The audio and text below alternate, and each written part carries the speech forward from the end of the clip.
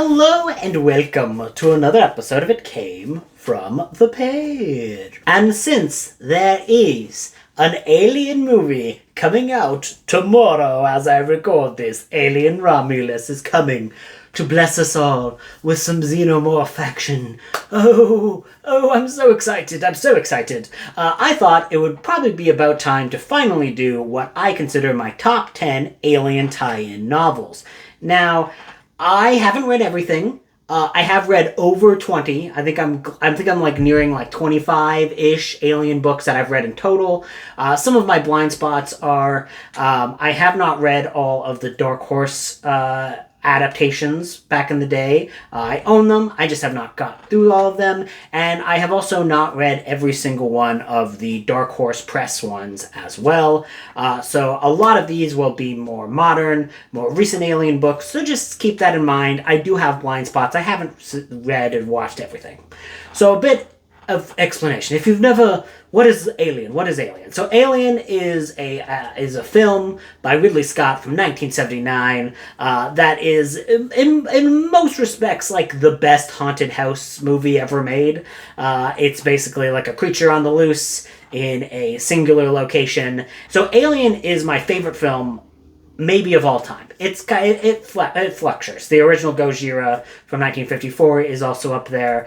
I like myself a good old monster movie. And so much of Alien's success is due to some amazing special effects and some amazing creative people behind the scenes. And it was sequelized in 1986 with Aliens. And there are more sequels, obviously, to the franchise, but when you get to the novel format, there are two versions of an Alien story that you might come across. And that is one that is more Alien, which is more horror, and there's one that's Aliens, which is more focused on action, military, sci-fi-esque storytelling. A lot of the best novels manage to blend the best parts of both, but usually when you are tackling a book about Alien and a tie-in book, there are either the Aliens route or the Alien route. I prefer Alien. And sometimes when I'm ranking them, if I'm feeling real heretical and I want to make some guy in a comment really mad, I would even put Alien 3 above Aliens. But Aliens is also just an amazing movie as well. It's mainly because I'm an anarchist that I do that sometimes.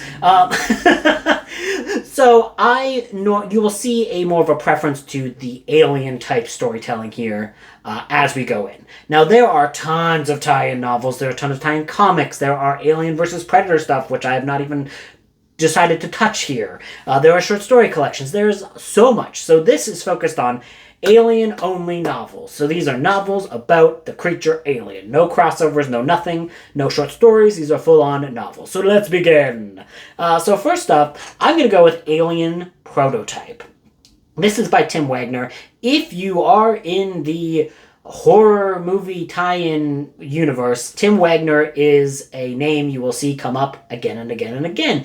He is novelizing Terrifier 2, unfortunately, and he's also, doing upcoming novelizations for all of the X movies. Fortunately, those movies rock. And this is his Alien tie-in novel. Now, this is, there are a few characters that come from comic books in here, but I think you can hop into this without any added explanation. The characters that come from comics are a character named Zula Hendrix and Davis the Synthetic, who is like her, her partner in crime, essentially. But that you get those characters and you get those fleshed out characters just fine hopping into the novel without that extra information. But Zula Hendrix is somebody who will come up in a few of these novels because she is a recurring character in the Alien universe. So they go on this planet to stop a xenomorph infestation, and what makes the creature really scary in this one is that the person who gets infected by the facehugger in this one is suffering from necrosis. So the xenomorph bursts out of the chest, and then the xenomorph also has necrosis pustules that are like all around its head, and it's all like kind of like a little bit more deformed because it has this extra element to it. And like the some of the most horrific deaths of all time are these like people who don't even get touched by the alien but slowly dissolve from necrosis that has like infected the airways where the alien is, and like there's all these like added extra pustules that make it like a little bit tougher, like if someone's like firing at it and shooting at it. And yeah, there's some wild deaths in this and some great action sequences, some awesome character work in this. Like I just had a great time with it overall, and it's one of those rare alien novels that does manage to make the creature like scary again. Like it brings you back to that very first time you've encountered the alien, because this damn bitch uses all then. Whoa, it's scary. Next up is the only alien YA novel so far. Hopefully this happens again, because this book is actually pretty great. This is Alien Echo by Mira Grant. Now Mira Grant is a big name in the horror landscape, and also known as Sheenan McGuire, depending on what the book is that are being published. But her book that is all about like an alien novel from the perspective of teenagers is really, really good. It's like, the setup is nothing crazy new. It's like this family consisting of a mom and a dad and two daughters, and the parents are both scientists, and they're working on this planet to kind of talk about the life forms on this new colony, and of course, the xenomorph comes into play and does all kinds of mischievous stuff. What I really like about this one is that they have like some really cool flora and fauna. Like they really take advantage of the fact that this is an alien world, so like they get some interesting new adaptations, new version of the creature in this, and the character work is really well done, the writing is really well done. I really like all of the central cast. And it is a YA book, but like there are still some like horrific deaths that happen in it. So like it does still like land very well. And there is some like one of the criticisms I have heard about this book is that it makes up some slang terms that are just kind of like can get a little overbearing, which is like, it's fair. It's fair. It's trying to invent what language it would be like in the future. Sometimes that doesn't always land perfect, but I think this book is really good. And there's like a little bit extra to the relationship between the two sisters that I just don't want to get into because that would be a major spoiler. This one definitely would fall closer to the alien category. Alien Prototype is a bit of a mix of both because there's only one creature, but there is a lot of military sci-fi in it. Next up is Alien Inferno's Fall. And this is the book with the best cover, the greatest cover of all Alien books. Like, look at it. It's beautiful. It's perfect. It's delightful. And this is co-written by Philippa Ballantyne and Clara. I always mispronounce her last name, so I don't want to mispronounce her last name. But Clara is actually responsible for looking after the continuity and a lot of the ins and outs of the Alien books for Titan. So a new writer will kind of like go to her with an idea, and she'll help flesh it out and work on when to set the story and how to tell the story, and help make sure that the stories flow in well with the alien universe that we expect.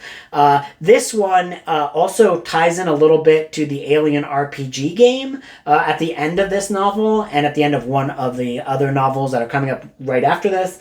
There is a little scenario that you can play out within the Alien RPG, which I think is just cool. You don't really need to know anything about the Alien RPG because what happens in this book is intentionally supposed to be mysterious and wild, and you're like, whoa. So this one does bring back Zula Hendricks. Zula Hendricks is in this. This one actually uses a lot of elements from the prequel movies, Alien Covenant and Prometheus, in that like the black goo comes into this a lot. So if you're not a big fan of either of those movies, just be warned. We get neomorphs in this, which are the creatures that show up in Alien Covenant, which are like the proto-early xenomorphs. And I really like their design, and I really like how they're used in that movie. They look really creepy, and I like how they look.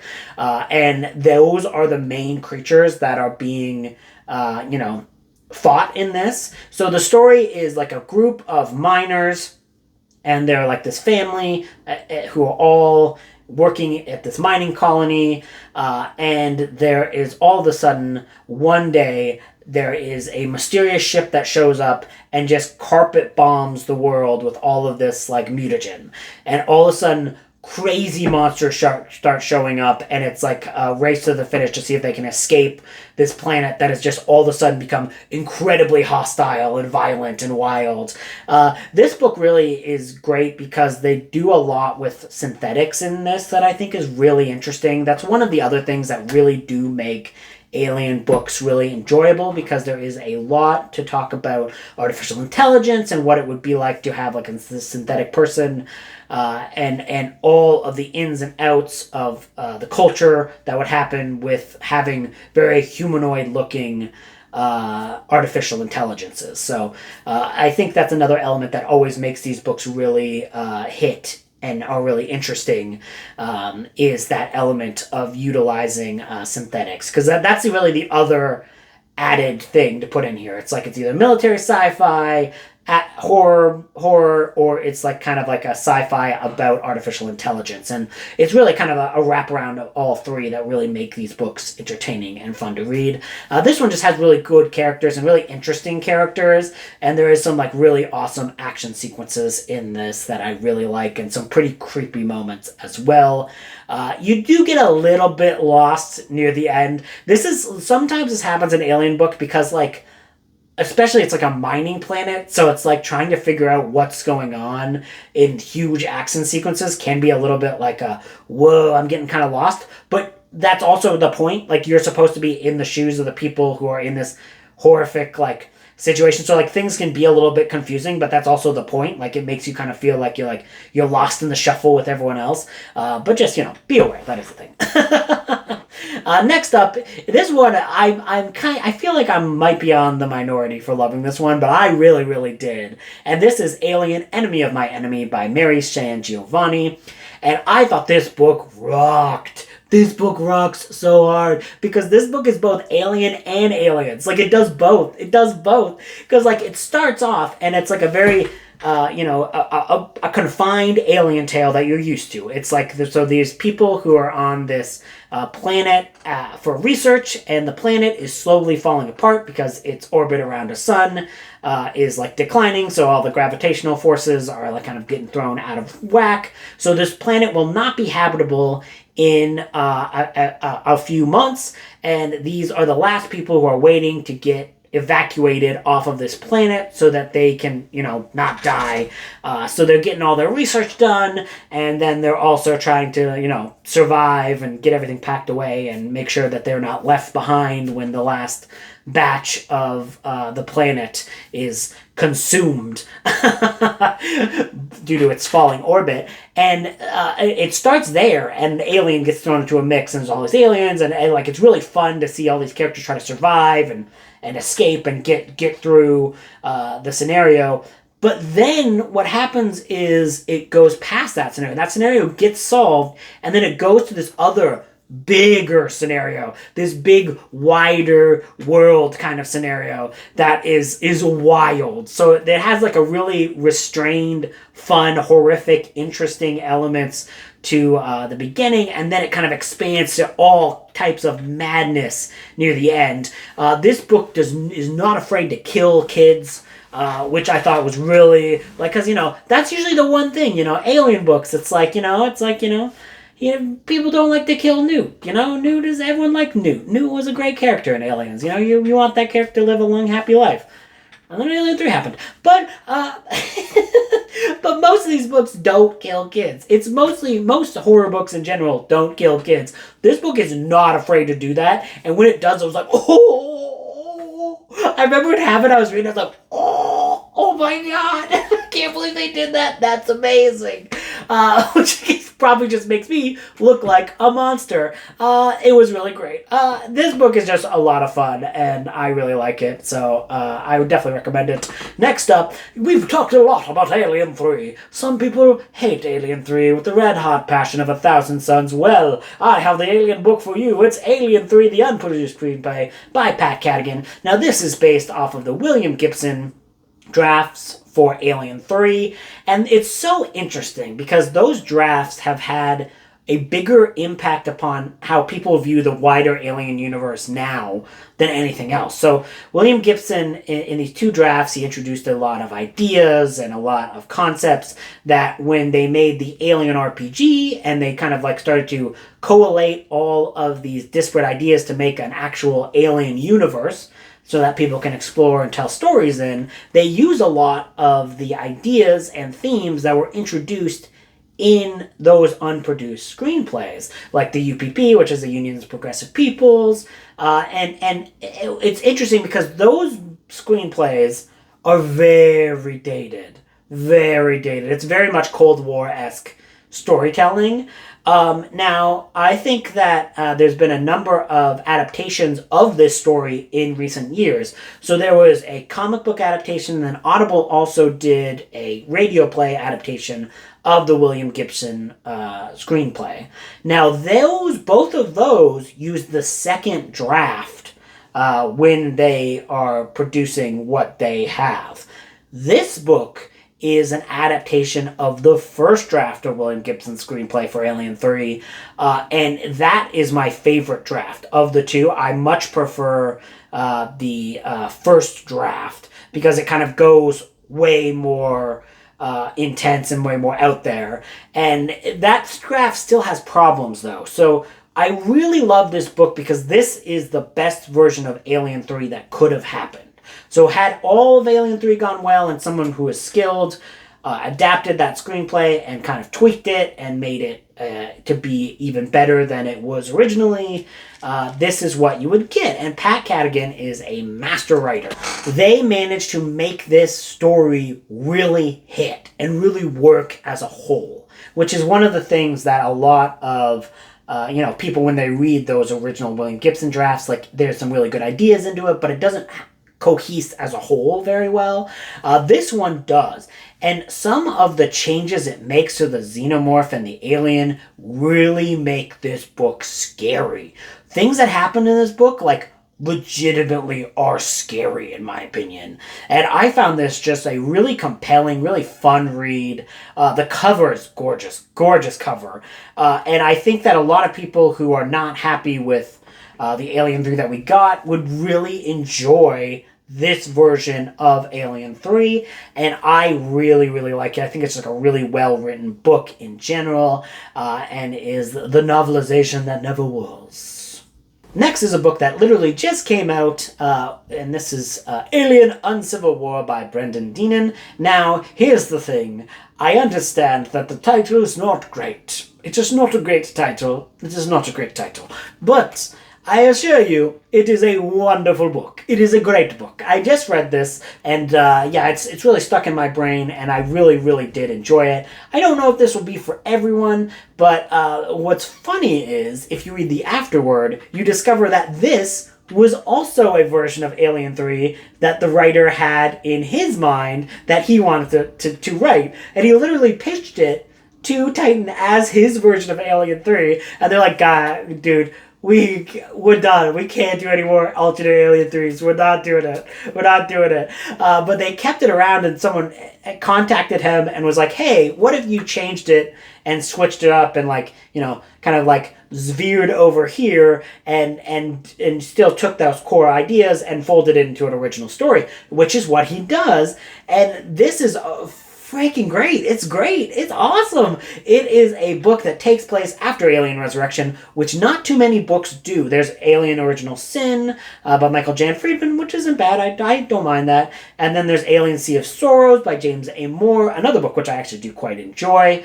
And those are the only two Alien books that are a sequel to Alien Resurrection. It's like Alien Resurrection is kind of the redheaded stepchild of the franchise. People don't really go into post that movie. Even the Alien RPG, when the Alien RPG is set right after Alien 3, it doesn't go into Alien Resurrection stuff at all. And it's because, like, Alien Resurrection changes a lot of things about the universe. It gets rid of Weyland-Yutani. It is more about a military dictatorship. And it's also a very French movie. Very French. I like Alien Resurrection. I like this book more than Alien Resurrection, though, because I think it takes a lot of the ideas and the themes that were kind of like touched on in Alien Resurrection and does a lot of really interesting, great stuff with it. For example, this is a book that is very much interested in diving into human conflicts and how a lot of times both sides of a conflict can have elements to them that are right, but the way that they're enacted are just involves into mindless bloodshed. And it's a book with a point, and that point is the pointlessness of war. And it does a really good job of humanizing both sides of a conflict extremely well. So this is a story about a mining planet, a man and his daughters. They are going to go off of Earth. They're leaving Earth to get to another colony because Earth has become kind of untenable after... Because in Alien Resurrection, they literally crash a ship into Earth and, like, destroy continents. So, like, that the overarching response to that event has led to, everyone... wanting to leave Earth because it's not a great place anymore. It's not a great place to live. And they are off to what they think is going to be a new, greater planet to live on. They get immediately, this book starts with that ship that they are on getting xenomorphed. It starts where a lot of these books end, where there's like an alien infestation on board, and they're all trying to escape, and it's like really like boom, boom, boom, boom, boom, and then they get off and they find themselves marooned on this mining planet that really kind of seems like a wonderful place to live. It seems like a beautiful place to live, but there's more to it. And you find out more and more as they kind of get into it about what is going on this planet. And I think all that is really interesting to kind of, go through and experience. And the alien side of this is very restrained. There's not a lot of alien action in this. There's quite a bit of action, but there's not a lot of alien action. And that actually serves to make the creatures more terrifying, because you don't see them a lot. You get a very sparse view of them. They are used very sparingly, and when they're used, they're terrifying. They're really, really scary, and it's because Deanan knows when to play them, when to fold them. He knows when to use the aliens to their fullest effect. So there's not a lot of alien stuff, but the alien stuff in this is really, really cool and good and interesting. So really did enjoy that one. Next up is a classic. It's the novelization of the original Alien by Alan Dean Foster. Alan Dean Foster's one of the greats in terms of doing novelizations, and there's no difference here, because this is a wonderful novelization that really captures the heart and spirit of that original Alien movie and adds stuff to it, and has some very interesting exploration of the characters' internal worlds that you obviously don't get on a movie. And also, Alan Dean Foster adds in quite a bit more Jonesy stuff, and it's very cute. Alan Dean Foster very much loves cats, and you could tell, and that is why this book rocks, and Alan Dean Foster is the best. Next up is one that was an absolute surprise, because I don't think it should be... It didn't sound like it would be good. And this is Alien's Bishop by T.R. Napper. Now, this is one that came out at the tail end of last year, and it is a sequel to Aliens, because no one wants to talk about Alien 3. Actually, no, sorry, I take that back. This is actually a sequel to Alien 3, a direct sequel to Alien 3. That's hilarious that I was like removing the Alien 3 of it all. This takes place right after Alien 3, where Bishop, the real Bishop, the one that the robot Bishop is based off of, comes to Fury 161, and there's the dramatic scene where Ripley is like, I am Jesus now. And then the xenomorph comes out and he's like, I didn't want to be Jesus. No. And burns alive. As happened in Alien 3. But during that, that when Ripley crash lands on the prison planet, Bishop is torn up and is like, please shut me off. This shit sucks. I want to die. Please kill me. So she's like, okay, bye. She kills him. But this one is like, he is rescued from that junk heap and forced to be fully rebuilt and remodeled because he has information that the human Bishop wants.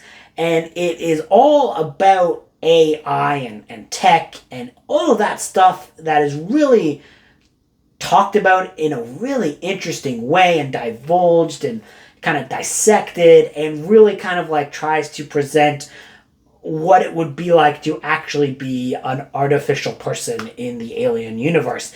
And it was really, really cool. Like, it was really, really cool. The writing is really well done. And there's, like, a lot of, like, debates between human Bishop and robot Bishop. And there's, like, the human Bishop has these other two, like, really cool, weird synthetics that are, like, kind of clones of each other. And, like, they work in tandem and stuff. And it's, like, really cool. And there's also a lot of, like, human stuff in this that is interesting and unique. The military side is really well done. They do some really great action sequences in this, so this is definitely a little bit more Aliens than anything else. And there is a lot of great character work and cool action beats in this, and it has a point, and it's like dissecting one of the more interesting elements of the alien world. And it brings apart all these disparate elements and disparate characters to really create a concise whole. It uses a lot of elements from that William Gibson draft that I was talking about with the Unions of Progressive Peoples and Weyland-Yutani and all of that stuff to a really, really satisfying degree. And I really did enjoy it. Number 2 is Aliens Phalanx by Scott Ziegler. Now, this is a really interesting book because it is kind of unique. It feels unique. It is very much like a unique society is built. So there is this world where these humans are kind of all in disparate communities, and they haven't really gone past the like medieval age in terms of technology. You kind of understand how that came to be, but at the start you don't really know why or what's going on. And there are these people who are runners who like run all kinds of dangerous materials from the city-states to kind of create a working society. And they kind of throw aliens into the mix in some really interesting ways. And like you would think because of the technology this would be more alien, but no, this is more aliens. This is a very aliens heavy book where it is very much action-based, but it's very different in the terms of action because it is doing a like more feudal era action with the aliens. That's why it's called Phalanx instead of like big shooty gun pew pew pew. And it's just a really unique story that is like, this is just a great sci-fi tale. Like, I think that you could dive into this without having any other knowledge of Alien. And if you just gave somebody this book who's never seen any of the movies and never had any of the experiences, they would be able to pick this up, understand, and just be like, oh, damn, this is just like a really great sci-fi book. And there's like really great character work in this. And yeah, I just thought this was a wonderful, wonderful novel. And my favorites. Yes, my number 1 is 2, bitch, because I cheat. I'm a cheater. But that's because both of these books are like one so far and above everything else on this list. And they're both, in tandem with each other. This is Alien the Cold Forge and Alien into Charybdis, both of them by non-binary author Alex White. They are an amazing author. These are some of my favorite books ever written. From the top tier of my, novels and opinions. Like, these are some of the best stuff that's ever been written. I absolutely adore them to the nth degree. Alien the Cold Forge especially has so much about disability, and it is so layered, and the characters there's some so Oh my god, Dorian Sutler is one of the most despicable humans in existence, and it's wonderful. It's amazing. He's one of the best villains ever written. He's so massively unlikable. He's just, you want to, he's so evil, but he's so endemic of the capitalist system. And this does what Alien does best, is it's about hyper-capitalism and how capitalism ruins societies and how these giant corporations don't give a fuck about you and are just using you to get their bottom line. And that is what has always been at the core of Alien. I know every once in a while some person online is like, oh, you've made Aliens political. And I'm like, bitch, you were paying attention. It's always been political. It's Alien. It's all about Weyland-Yutani, the evil mega corporation that's destroying everything. What are you talking about? Alien can't go woke. Alien's been woke from the beginning, bitch. It's the thing. Anyways, these books are both really, really well detailed and well expounded. Alien into Charybdis is really interesting because it really kind of shows a lot of the prejudices that like Americans have towards the Middle East. So there's these people who are working as like software engineers, and they show up to this planet. And this is a planet that's run by an Iranian colony. And there's a lot of, kind of culture clashing there, but also understanding that, like, neither of them are the enemy. The enemy is this, like, horrific military that is coming in to just work for a mega corporation. And, this is one of those books that does what all authors should, which is if you're going to write about another culture, you need to pay and have somebody who's from that culture consult on the book to come look over what you're saying, look over the culture you're representing, so that you can have a book that is actually accurate to what you're trying to say and where you're trying to go. Someone like Stephen King has needed this since the very beginning, because he almost always, when he goes into another culture, it's always horribly mangled. And most white people, if you're going to write about another culture, if you have not lived within that culture, if you have not lived in that society, grown up in that society, no matter how much you read, there are things you will not pick up and you will not know. There are very specific things about cultures that if you don't consult somebody who is from those cultures, you just won't. It won't work. Like, it won't be an accurate story. And that is one of the big benefits to Alex White being a responsible and mature and amazing author. They rock. They both of these books are so good. So good. Read them both. They're amazing. So good. If you've only read Alien in the Cold Forge, you gotta read Alien into Charybdis. It rocks. They're awesome. They're amazing. They're great. They're great. They're the best. They're the best. They're some of my favorite books ever written. Wow! Look at all this praise. It's raining from the sky. I love them. I love Alien. And I love all of these books. They're all really good. What have you read? What are your opinions? And if you're one of those people who want to be like, just leave. I don't want to talk to you. Go away.